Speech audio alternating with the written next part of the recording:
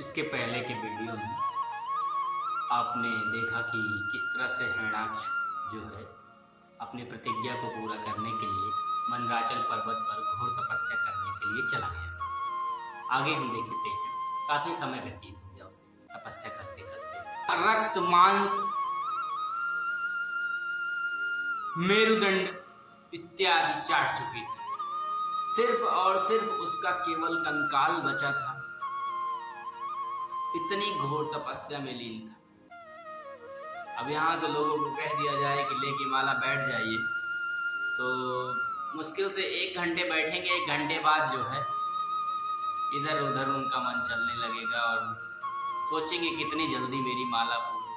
लेकिन हिरण्यकश्यप जो था वो अपने उद्देश्य के प्रति पक्का था।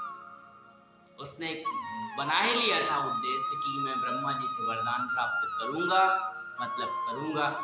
उसके लिए चाहे उसके शरीर को कुछ भी हो जाए।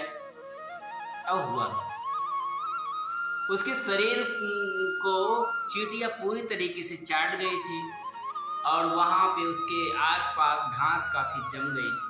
वो दृश्य आप समझ रहे हैं ना, मैं क्या समझाने का प्रयास कर रहा हूँ। उसकी शरीर दिख नहीं रही थी।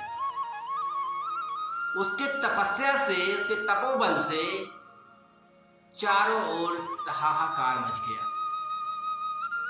अंतरिक्ष के चारों तरफ ज्वाला अग्नि अपना प्रचंड रूप धारण कर ली थी। प्रचंड रूप का मतलब इतना है कि समुद्र का जल भी उबलने लगा था।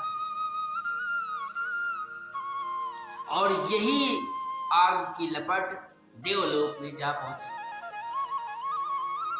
उधर देवताओं में त्राहिमाम मचा। जैसे ही त्राहिमाम मचा भगवान, वैसे ही वो पहुंचे ब्रह्मा जी के पास।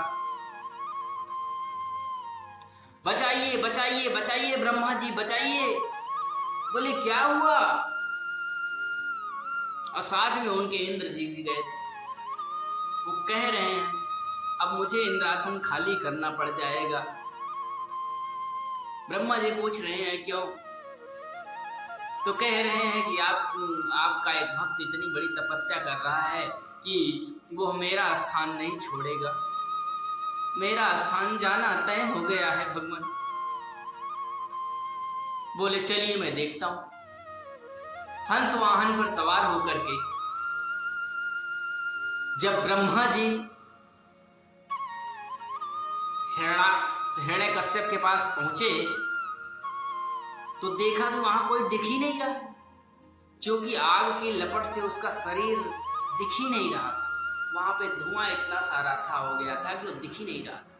सुखदेव जी भागवत में लिखते हैं, न ददर्श प्रतीक्षानम वाल्मीकि तृण किच के पीपीलिकाभिराचीर्णम मेदस्त्वमांस शोणितम।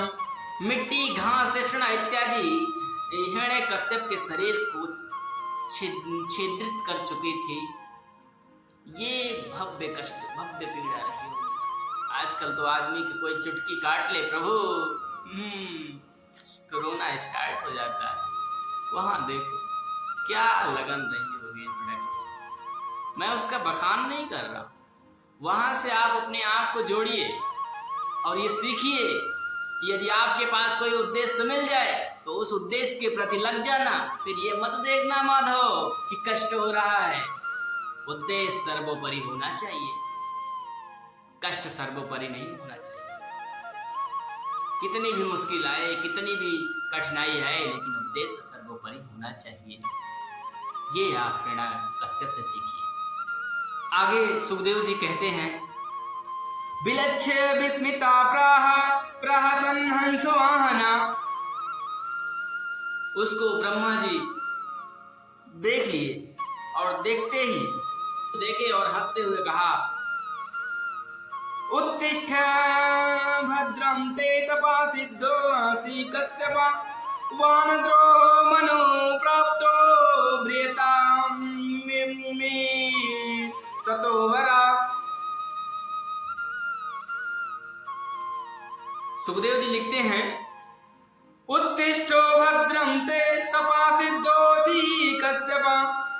वरोद्रोहं मनु प्राप्तो ब्रियतामी सतोवरा। कहते हैं उठिए उठिए उठिए, आप उठिए, अब आप मत बैठे रहिए। तो हिरण्यकश्यप बोल तो पा नहीं रहा, क्योंकि इतना लीन हो गया था कि उसको कुछ दिखाई नहीं दे रहा।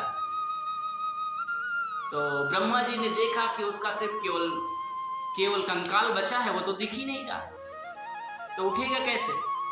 तो आगे सुखदेव जी क्या लिखते हैं, कमंडलू जलेनोच्छा दिव्य नामो राधसा। वह अपने कमंडल से जल निकाले और उसके ऊपर दिव्य जल से दिव्य छींटे मारे।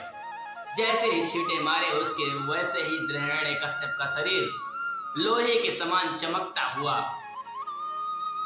वैसे ही उसका शरीर सोने के समान चमकता हुआ, बाहुबल से परिपूर्ण, सुंदरता से परिपूर्ण उसका शरीर प्राप्त भयो।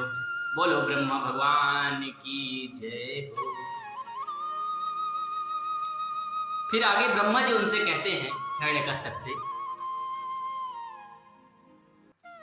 नैतत् पूर्वोऽर्घ्यश्च कर्णा कर्ष्यन्ति चापरे निरम्भो धरेत् प्राणान् को वै दिव्य समासतम्। तुमने देवताओं के 100 वर्ष तक बिना जल के तपस्या की है, और मनुष्यों का 1 वर्ष और देवताओं का 1 दिन बराबर होता है। आपने ये अघोर तपस्या की है,